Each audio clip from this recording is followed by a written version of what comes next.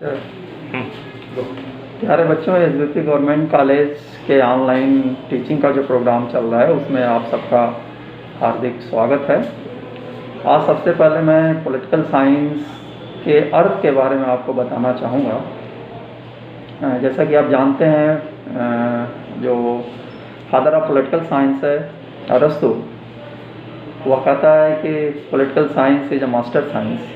और जब वो कहता है तो उसके कहने का अर्थ ये होता है कि राजनीतिक विज्ञान वह विज्ञान है जिसमें सब कुछ समाहित है।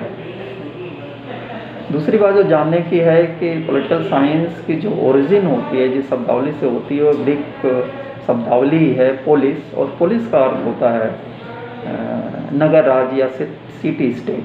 तो पोलिस से पॉलिटिकल साइंस बनी है और पोलिस का अर्थ होता है स्टेट या सिटी स्टेट। तो सीधा सा मतलब ये हुआ कि राजनीतिक विज्ञान के केंद्र में जो सबसे बड़ा केंद्र है इसका, वह है स्टेट। और इसीलिए जब हम पॉलिटिकल साइंस के डिफिनीशन की बात करते हैं तो तीन तरीके की डिफिनीशन हमारे सामने आती है। सबसे पहले ये कि राजनीतिक विचारकों का एक ग्रुप ये है जो मानकर चलता है कि राज्य को केंद्र में रख करके ही इसकी परिभाषा दी जानी चाहिए। और इसमें गार्नर हैं जो ये कहते हैं कि पॉलिटिकल साइंस की शुरुआत और पॉलिटिकल साइंस का अंत राज्य में ही होता है। तो ये एक लाइन की परिभाषा है जो सबसे सिंपल परिभाषा मानी जाती है, लेकिन इसमें यह बहुत व्यापक है। देखने में सिंपल है क्योंकि राज्य को जब आप एक्सप्लेन करते चले जाएंगे तो कोई ऐसी चीज़ नहीं बचेगी जो राज्य के अंतर्गत नहीं आती है। इसी प्रकार जो ब्लंट्सली हैं, उन्होंने भी स्टेट को सेंटर में रख करके पॉलिटिकल साइंस को डिफाइन करने की बात करते हैं। और सीधी सी बात वो करते हैं कि जो पॉलिटिकल साइंस है वह स्टेट से जुड़ी है, स्टेट का अध्ययन करती है। और जब ये ऐसा करती है तो उसमें दो तीन बातें इसके अंतर्गत आती है। पहली बात है कि राज्य के आधार तत्व क्या हैं, पॉलिटिकल साइंस इसका अध्ययन करती है। राज्य के आवश्यक स्वरूप क्या हैं, किन किन रूपों में इसकी अभिव्यक्ति होती है। और चौथी बात ये कि इसका विकास किस तरीके से हुआ है। दूसरा जो ग्रुप है वह है ऐसे विद्वानों का ग्रुप जो स्टेट के स्थान पे गवर्नमेंट को सेंटर में रख करके पॉलिटिकल साइंस डिफिनीशन देने की कोशिश करता है। इसके पीछे एक लॉजिक है बच्चों, और लॉजिक ये है कि स्टेट इज़ एन एब्स्ट्रैक्ट, एक कंसेप्ट है, एक एब्स्ट्रैक्ट है जो दिखाई नहीं देता, जो डेली की लाइफ में हमारे सामने चीज़ें आती है और जिससे सामना होता है वह स्टेट नहीं बल्कि उसका इंस्ट्रूमेंट गवर्नमेंट है।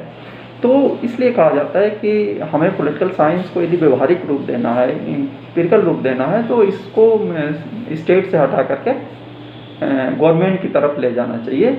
और इसीलिए जैसे सीले हैं, लिकाक हैं, इन्होंने कहा कि नहीं, पॉलिटिकल साइंस की परिभाषा गवर्नमेंट को सेंटर में रख कर की जानी चाहिए। और लिकाक एक सिंपल सी परिभाषा देता है कि पॉलिटिकल साइंस वह विज्ञान है, वह शास्त्र है जिसका संबंध सरकार से है, सरकार के संबंधों को, सरकार के संबंध में ये अध्ययन करती है। और सिले ने बड़ी इंटरेस्टिंग डिफिनीशन दी है कि जैसे इकोनॉमिक्स है, इकोनॉमिक्स में हम किस चीज़ का अध्ययन करते हैं।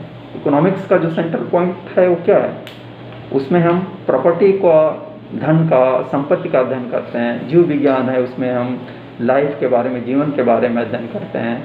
या अंकगणित है, उसमें हम नंबर से अंकों का अध्ययन करते हैं। या रेखा गणित है, उसमें हम लेंथ, ब्रेड्थ इसका अध्ययन करते हैं। तो in the same way political science में और गवर्नमेंट का अध्ययन करते हैं। तीसरा जो ग्रुप है वह है जिसमें गवर्नमेंट और स्टेट दोनों का कहीं कि एक कॉम्प्रोमाइज़ करके चलते हैं कि केवल स्टेट आधारित परिभाषा नहीं होनी चाहिए या केवल गवर्नमेंट आधारित परिभाषा नहीं होनी चाहिए, बल्कि गवर्नमेंट स्टेट का ही एक अंग है। इसलिए जो सबसे संतुलित परिभाषा होगी वह होगी जिसमें गवर्नमेंट और स्टेट दोनों को इंक्लूड किया जाए। इसलिए डिमॉक ये कहते हैं कि पॉलिटिकल साइंस वह साइंस है जिसका संबंध राज्य और उसके साधन सरकार से है। यानी यह राज्य का भी अध्ययन करती है, और चूंकि राज्य के उत्तरदायित्वों की पूर्ति सरकार के माध्यम से होती है, तो वह सरकार का भी अध्ययन करती है। मुझे लगता है कि आपको पॉलिटिकल साइंस की परिभाषा समझ में आ गई होगी। फिर मिलेंगे। Thank you very much.